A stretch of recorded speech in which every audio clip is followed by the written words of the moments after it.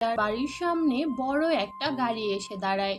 সেই গাড়ির ভেতর থেকে খুবই সুন্দর একটা মডার্ন মেয়ে বের হয়ে আসে। ওই মেয়ে সোজাসুজি শর্মিলার ঘরে ঢুকে যায়। আরে ম্যাডাম, আসুন আসুন, বলুন আপনার কি কাজ আছে। আপনি নাকি খুব ভালো লেহেঙ্গা সেলাই করেন। আমি আমার বিয়ের লেহেঙ্গা আপনার কাছেই সেলাতে দিতে এসেছি। বন্ধুরা, তোমরা তোমাদের নাম কমেন্ট বক্সে কমেন্ট করে জানাও, কারণ তোমাদের নাম দিয়েই তৈরি হবে আমাদের পরবর্তী কার্টুন ভিডিও। ইতিমধ্যে আমরা অনেকের নামে কার্টুন ভিডিও তৈরি করেছি, তোমাদের নামেও করতে চাই, তাই তোমরা তোমাদের নামটি কমেন্ট বক্সে কমেন্ট করে জানাও। আর তোমরা যদি আমাদের চ্যানেলে নতুন হয়ে থাকো তাহলে আমাদের চ্যানেলটি সাবস্ক্রাইব করে পাশে থাকা বেল নোটিফিকেশন অন করে দাও।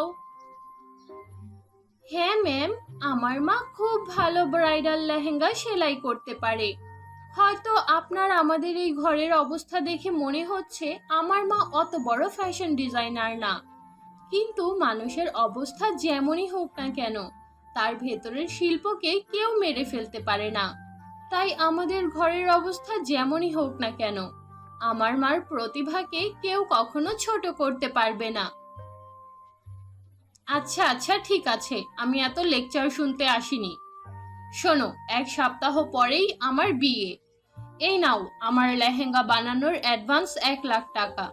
তুমি যদি 1 সপ্তাহর আগে আমার লেহেঙ্গা সেলাই করে দিতে পারো তাহলে আমি তোমাকে আরো বেশি টাকা দেব। এখন বরং আমি আসি। এইটুকু বলে ওই ম্যাম সেখান থেকে চলে যায়। মা, এই ধনী লোকেরা বড্ড অহংকারী। তুমি কেন ওদেরকে জামা কাপড় সিলিয়ে দাও, মানা করে দিতে পারো না? না রে মা, এমনিতেই কাজ বন্ধ হয়ে গিয়েছে, তার উপর এখন যাও আসছে, তাও যদি না করে দেই তাহলে তো আমরা না খেয়ে মরবো রে। তুই রাগ করিস না, আমাকে এক্ষুনি বাজারে যেতে হবে। বাজারে গিয়ে ওই লেহেঙ্গার কাপড় আর ফ্যাব্রিক কিনে আনতে হবে। তুই ঘরেই থাক। এইটুকু বলে শর্মিলা বাজারে চলে যায়। ভাই সাহেব, এই লিস্টে যা যা আছে আপনি সবগুলো আমাকে প্যাকেট করে দিয়ে দিন। একটু জলদি করবেন, বাইরে অনেক জোরে বৃষ্টি নামছে। আরে শর্মিলা বোন, আমি এক্ষুনি তোমাকে তোমার সব জিনিস দিয়ে দিচ্ছি। তুমি তো আমার পুরানো কাস্টমার। তারপর শর্মিলা লেহেঙ্গা বানানোর যাবতীয় সব জিনিস নিয়ে বাড়ি ফিরে যায়, কিন্তু বৃষ্টিতে ভেজার কারণে শর্মিলার অনেক ঠান্ডা লেগে যায়। আরে মা, তুমি এই ঠান্ডার কারণে তো থরথর করে কাঁপছো। একটু দাঁড়াও, আমি এক্ষুনি তোমার জন্য চা বানিয়ে নিয়ে আসছি। একটু গরম চা খেলে তোমার কিছুটা ভালো লাগবে। চা খেয়ে কিছুক্ষণ রেস্ট করে নাও, তারপর তুমি তোমার কাজ শুরু করো। তারপর শর্মিলার মেয়ে শর্মিলাকে চা বানিয়ে এনে দেয়। চা খেয়ে সে তার কাজে বসে। টানা 2 দিন পরিশ্রম করার পর শর্মিলা ওই লেহেঙ্গাটা বানিয়ে ফেলে। যাক, অবশেষে লেহেঙ্গাটা বানানো হলো। কিছুক্ষণের মধ্যেই হয়তো ওই ম্যাডাম এই লেহেঙ্গাটা নিতে চলে আসবে। আমি বরং এই লেহেঙ্গাটা ইস্ত্রি করে দেই। এইটুকু বলে শর্মিলা লেহেঙ্গার উপর ইস্ত্রি করতে শুরু করে। এমন সময় সে তার বাড়ির উঠোন থেকে কান্নার আওয়াজ শুনতে পায়।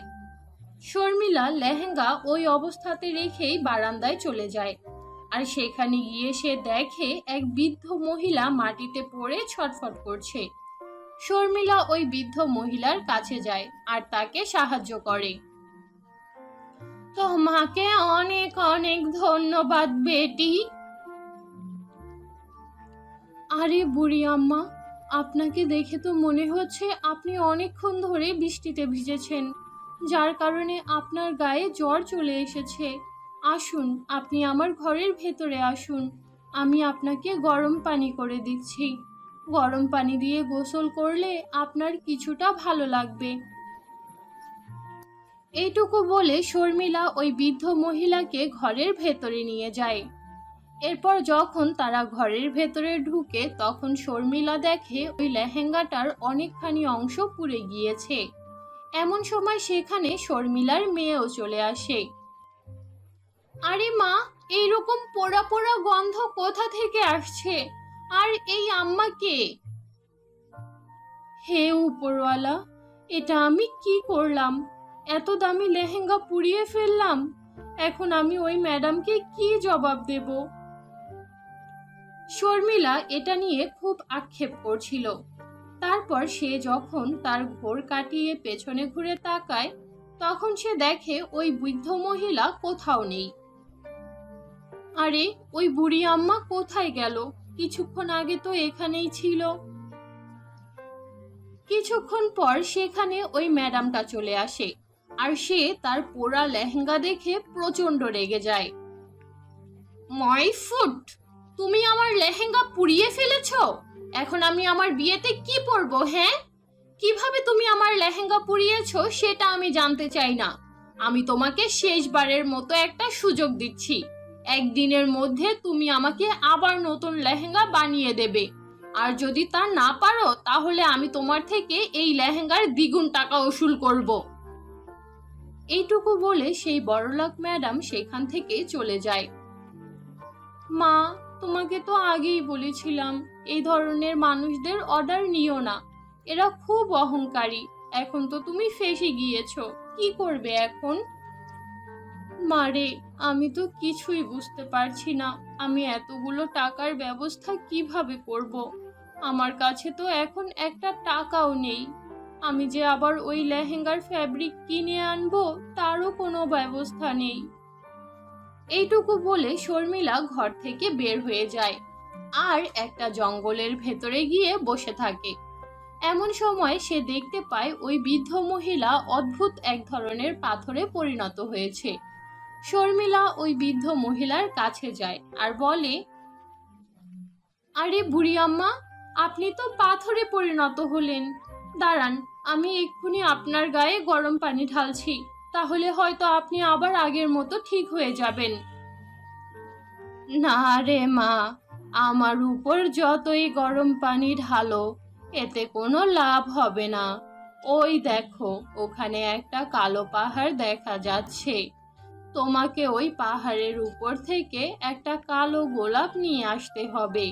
তুমি যদি ওই কালো গোলাপটা নিয়ে এসে আমার গায়ে ছুঁয়ে দিতে পারো, তাহলে হয়তো আমি আবার আগের মতো হতে পারবো। তারপর শর্মিলা আর কোনো কিছু না ভেবে কালো পাহাড়ের উপরে চলে যায়। আর সেখানে যাওয়ার পর সে দেখতে পায় পাহাড়ের এক পাশে কালো গোলাপ ফুলের গাছ আছে এবং আরেক পাশে অনেক সোনাদানা আছে। আরে বাহ, এই পাহাড়ের উপর তো অনেক সোনাদানা আছে। আমার তো অনেক অভাব।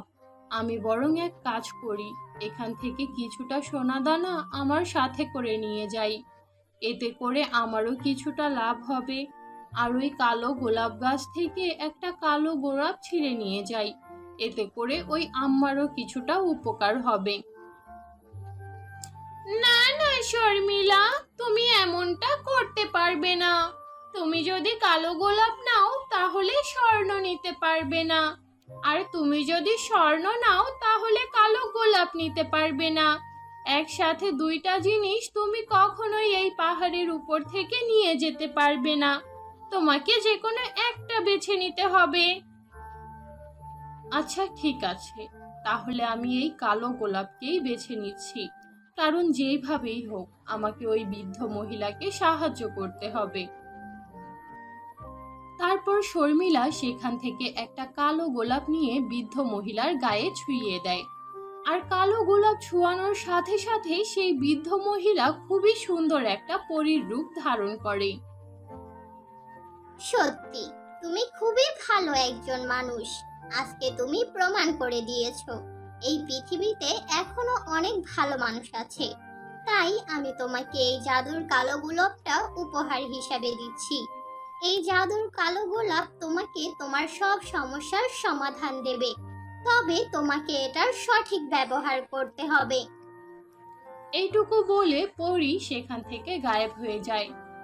ওই কালো গোলাপ নিয়ে শর্মিলা বাড়ি ফিরে যায়।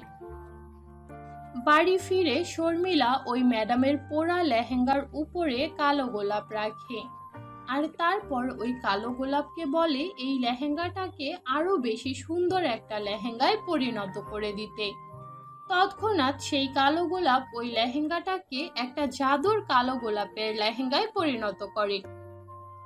এরপর যখন ম্যাম তার লেহেঙ্গাটা নিতে আসে তখন সে এত সুন্দর আর ইউনিক লেহেঙ্গা দেখে অনেক বেশি খুশি হয়ে যায় আর শর্মিলাকে অনেকগুলো টাকা দিয়ে সেখান থেকে চলে যায়। তারপর থেকে শর্মিলার জীবন একদম পুরোপুরি বদলে যায় আর সে তার মেয়ের সাথে সুখে শান্তিতে জীবন কাটাতে থাকে। তো বন্ধুরা, এই ছিল আমাদের আজকের গল্প। আশা করি আমাদের আজকের গল্পটা তোমাদের কাছে খুব ভালো লেগেছে। ভালো লাগলে ভিডিওটিতে একটি লাইক দাও, কমেন্ট করো আর ভিডিওটি তোমার বন্ধুদের সাথে শেয়ার করো। তো দেখা হচ্ছে পরবর্তী ভিডিওতে, ততক্ষণ পর্যন্ত আল্লাহ হাফেজ।